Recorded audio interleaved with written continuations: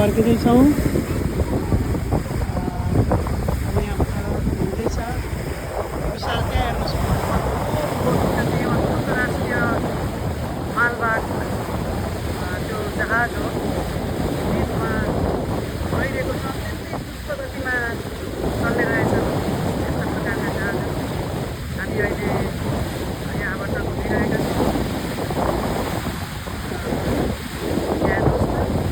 यो समुद्रको छेउमा यसरी बनाइएको जुन एरिया छ त्यसको छेउछाउमा सबै इन्डस्ट्रीहरू छ।